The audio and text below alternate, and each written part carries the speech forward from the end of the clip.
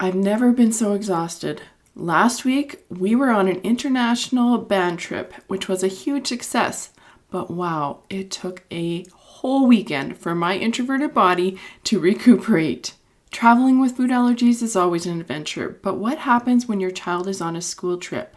Far from home, surrounded by people who might not get it, and eating food that you didn't prepare.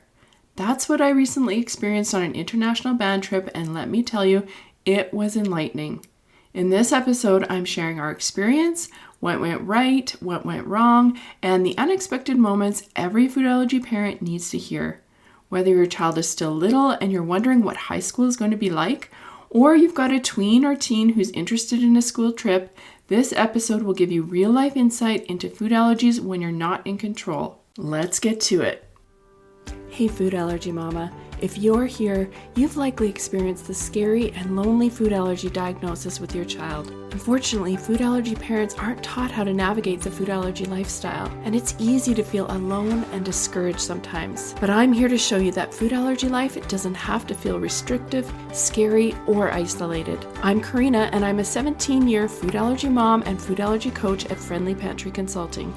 I specialize in making food allergy life safer and less worrisome for food allergy families like yours. I'm not perfect, but over 17 years, I've learned a lot the hard way, and I'm sharing the secrets and resources you won't hear anywhere else that will help you feel confident living with food allergies faster and easier than I did. From introducing allergens, travel, navigating school, and educating friends and family, this podcast will give you the essential tips and strategies you need to help your food allergy child and family thrive. Welcome to the show. Want to get our travel secrets that we've learned after traveling the world with food allergies? Sign up and get our family food allergy travel secrets by going to friendlypantry.com/travel secrets, all one word. It was 7 a.m. Our band trip had been traveling until late the day before, and the kids didn't get to bed till midnight, and I don't think I was in bed till at least 1 a.m., if not later. Being a chaperone on a high school trip is not for the faint of heart because this wasn't the only late night and early morning. In fact, almost every night I was in bed after 11 and up probably before 6. Anyway, this was the first morning, and the kids I was meeting had a variety of allergies and sensitivities, including milk, peanut, tree nut, soy, wheat, gluten, legumes, mustard, sesame, and more. So on this very first day of the band tour, I was meeting with the kids to see who they were and touch base about safe breakfast foods at the hotel. The teacher had put a note in the students' WhatsApp thread, and kids with dietary restrictions were going to meet me in the morning and we would go over some of the safe options. We were at the Fairfield Inn and they provided breakfast every day. So I started by touching base with the kitchen staff from the hotel. Now let me tell you, they were not happy when I asked to read the labels of the breakfast items. But I've done this so many times before and I'm used to it. And for whatever reason, whenever I go to a hotel like this, the staff are resistant to letting me read the labels. But here's the trick. If you ever find yourself in the same position, just tell them that the ingredients are on the outside of the box of food. So if they're serving hash browns or sausages or eggs, they just need to show us the outside of the box. It's super simple and easy. I don't think they ever even realize it, so once you tell them, they're usually fine with showing it to me. Anyway, I had already read the labels and determined that the food seemed safe for the kids' allergies, but I wanted each of the kids with serious allergies to read the labels themselves as a backup. I also wanted to be able to put a name to a face so that I knew which kids had each allergies. Now, we had pictures of each kid and their names and their allergies, but I just wanted to see them so that I could get that real life look at them. But guess what? Not one kid showed up, except my own, who came right at the end. Honestly, I was worried that would happen, but I wasn't allowed to talk with the students before that time, and if it were up to me, I would have met with all the kids with dietary needs before the trip so that we could have at least made first contact. Also, I would have liked the first meeting not to be at 7 a.m. after being up so late. Another challenge we had was that we couldn't get the hotel to give us the ingredients of the food before the trip. The coordinator for the band said that they asked several times and followed up, but never heard back. So I felt like this kind of fell through the cracks. As a travel agent now myself, if I were booking a large group, I would ask the allergy questions before booking the hotel so that we have some leverage, so that we can get the answers we need before we commit to booking. But here are my thoughts about why the kids didn't show up that morning and how to kind of fix this in the future. And the first one is that it was really early and way too late of a night, as I mentioned before, because teens are not known for their ability to get up early, let alone after a long day and night and busy day ahead of them. So I felt like this was kind of a failure waiting to happen.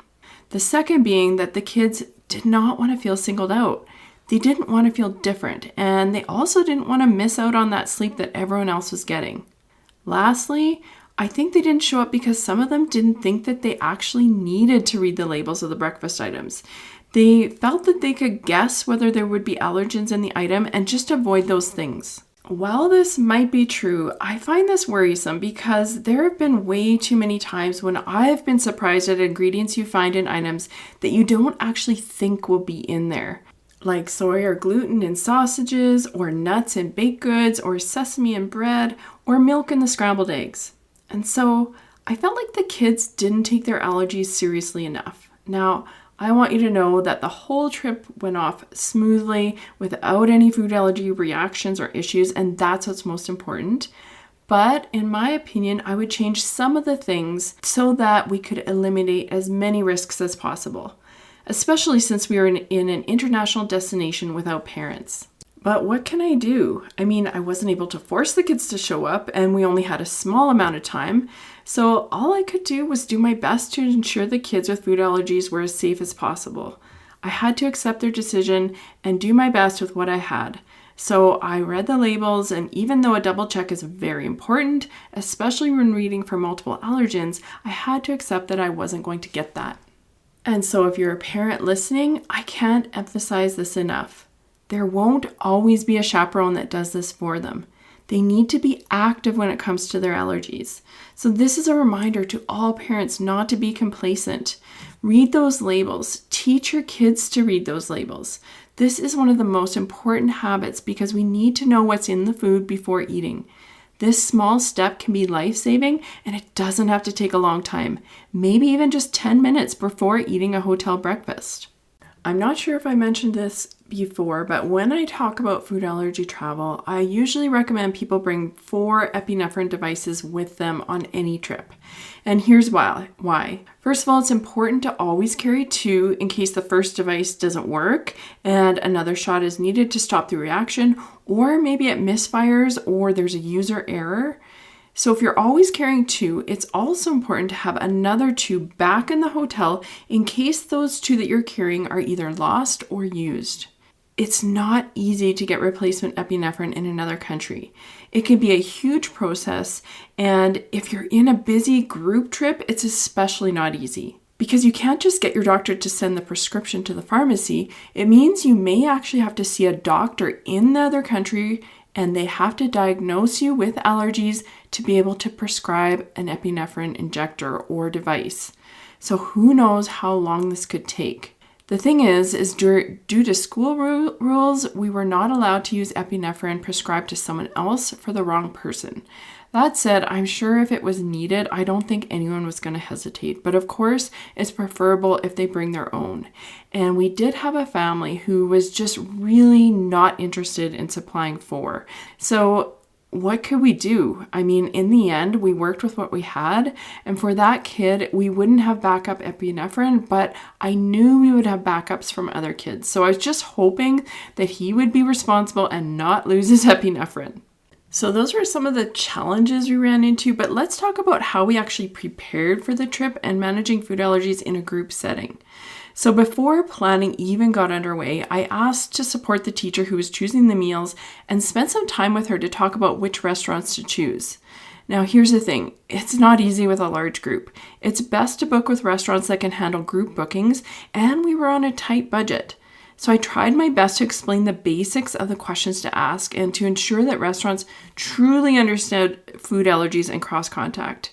I honestly really wanted to call the restaurants myself, but it seemed like the teacher understood and she really did do her best. The next thing we did was to bring snacks that would work for all of the allergies on the trip. So I sourced and packed enough granola bars for 1 per day per allergy kid, and the plan was to buy granola bars for the rest of the kids at the destination.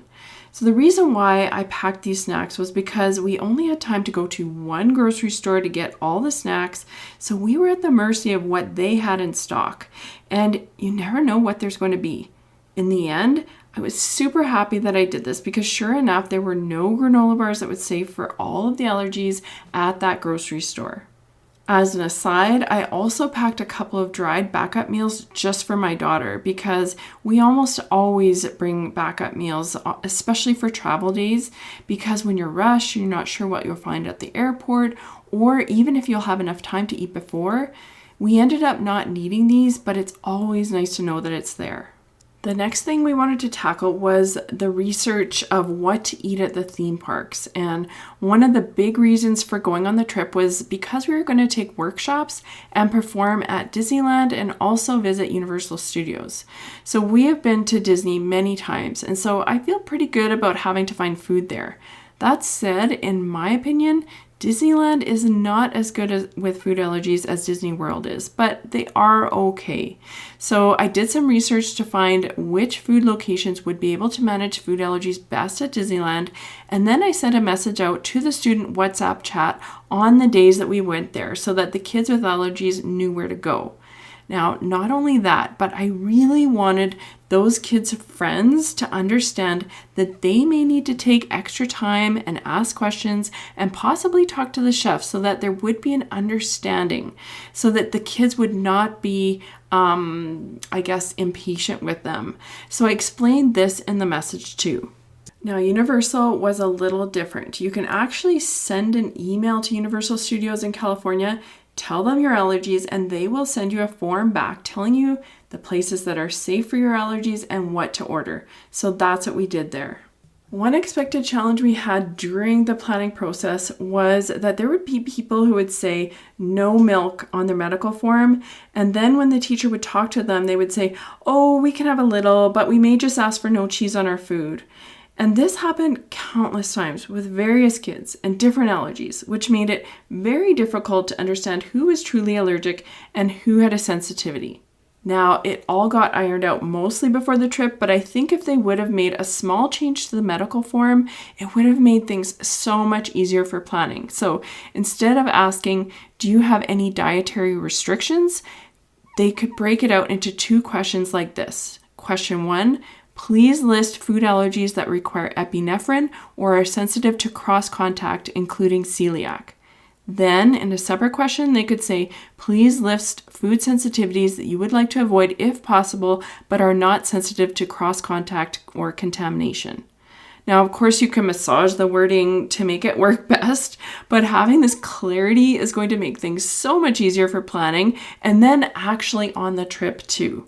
And then while we're on the trip, I was a little annoyed with some of the restaurants because they would just skip providing some of the food for kids with allergies. So, for example, if they were providing a boxed lunch that included a sandwich, potato chips, and a dessert, they would only include the sandwich for the allergy kids and skip the rest. Now, I want them to be safe. That is the first priority. But with the amount of notice that they got, they should be able to at least include an apple or an orange or a banana for those kids instead of skipping sides altogether.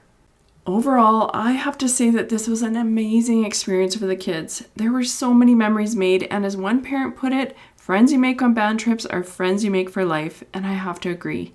My daughter and the others absolutely loved their time, and they really made so many memories and friendships, and I'm so glad that I could be a part of it and help make things safer for the food allergy kids too. So what do you think? Was this episode helpful? If you're planning a trip for a group or your family, I can take the stress and guesswork out of planning because I understand what's important when traveling with food allergies. I have many years' experience and I've been all over the world. I can help you source, book, and plan all of your allergy-friendly accommodations, restaurants, and trip details so you don't have to stress and you don't have to do it alone. Go to friendlypantry.com/travel advisor or follow me on Instagram @foodallergytraveladvisor, all one word. I hope to see you there. Thanks for listening and bye for now. Before you go, Mama, if you love this episode and want deeper support, head over to friendlypantry.com to see how we can partner together to keep your food allergy child safer and worry less. There's no need for wasting time searching all over Instagram, TikTok, and the web to get the practical knowledge you need for your family. While you're there, grab your free Food Allergy Kids Empowerment Guide or the newly diagnosed checklist today. Topics are not medical advice and are the opinions, views, and property of Friendly Pantry Consulting Incorporated. All rights reserved. Always contact your board-certified allergist, immunologist for health advice.